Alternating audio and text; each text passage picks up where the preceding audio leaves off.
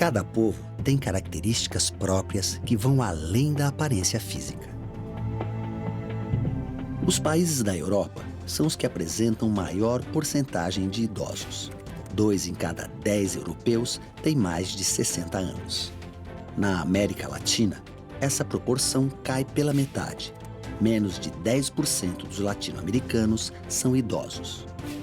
Já a África tem a maior proporção de crianças.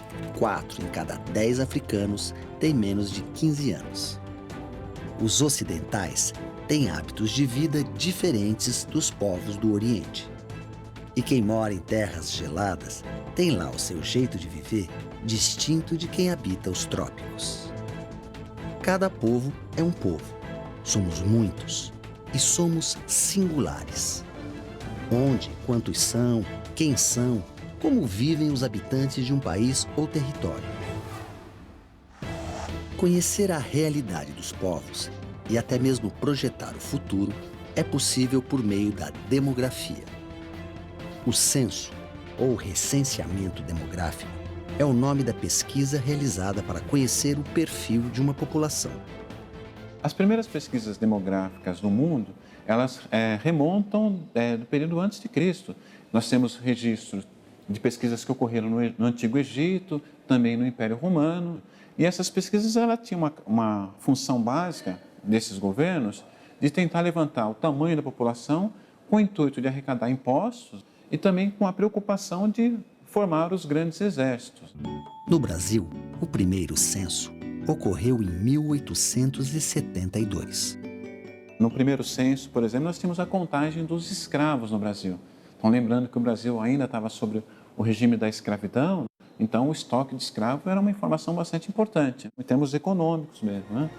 Hoje, o censo é realizado a cada 10 anos e, além da contagem da população, inclui dados socioeconômicos como renda familiar e grau de escolaridade.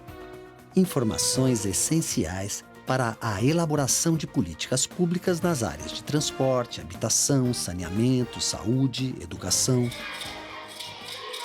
O diálogo entre a demografia e a gestão e as políticas públicas tem que ser constante. Então não adianta, numa cidade envelhecida, por exemplo, que a proporção de crianças diminuiu muito, o gestor investir maciçamente em educação infantil, porque a demanda é menor.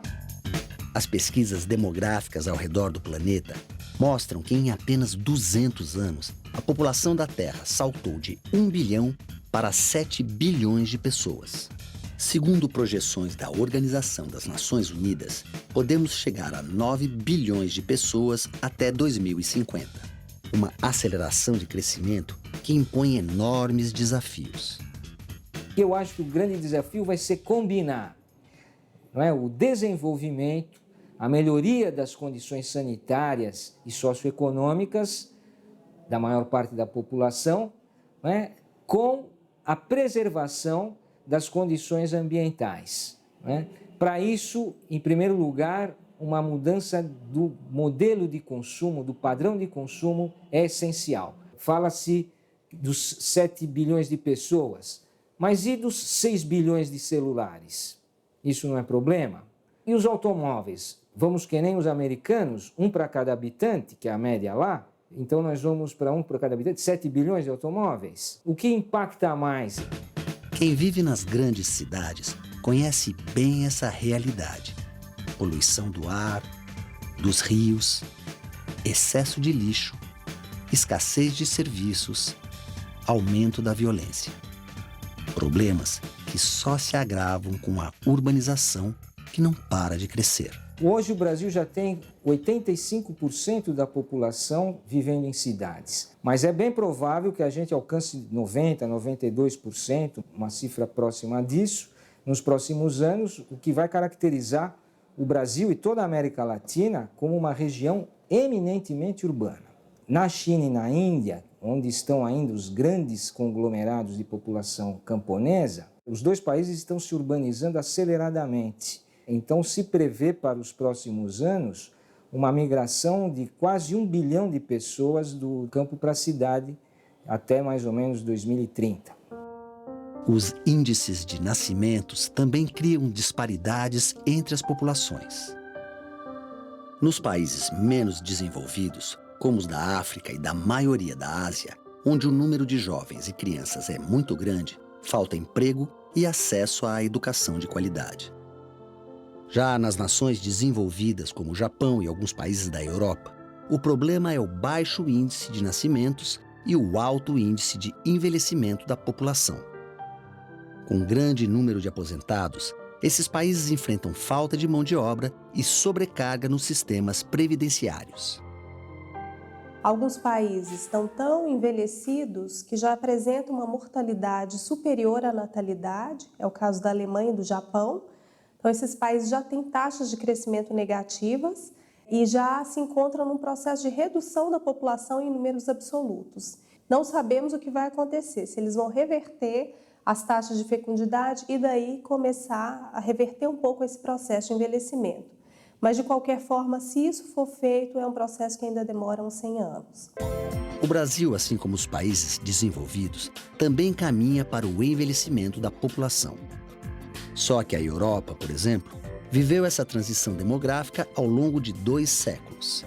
Enquanto aqui, o processo tem sido muito mais rápido.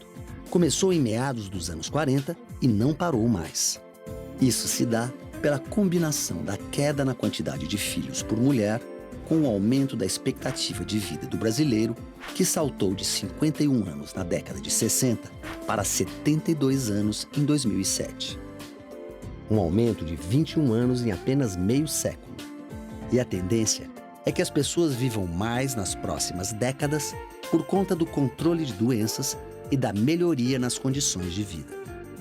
Minha mãe morreu com 62 anos, minha tia com 58. Meu pai morreu cedo. Meu pai morreu com 55 anos.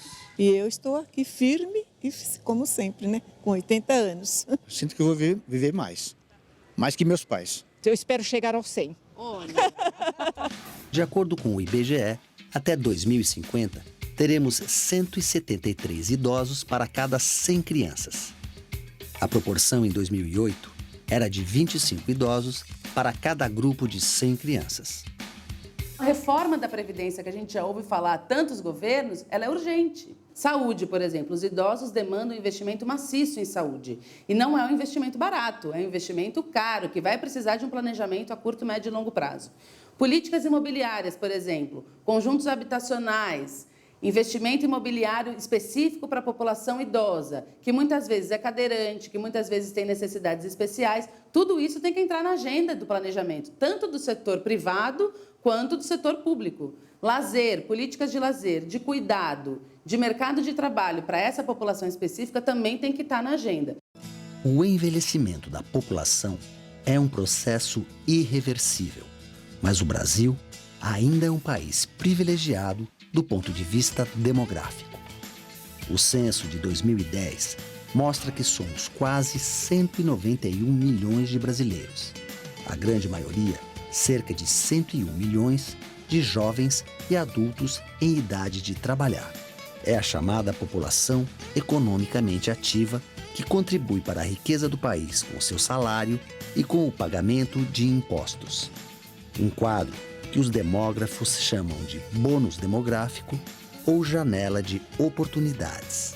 A janela de oportunidades é justamente uma relação favorável de dependência. Quem paga a conta, a população economicamente ativa, ainda é muito grande no Brasil. Então, quem é gestor de políticas públicas ou quem é alvo de políticas públicas tem que estar atento a essas transformações, justamente porque é um momento muito específico e rápido de planejamento. Como pudemos ver, a demografia oferece um raio-x da sociedade, em nível mundial e também local. E conhecer a nossa realidade pode ser uma maneira de impulsionar transformações futuras, a começar pela educação.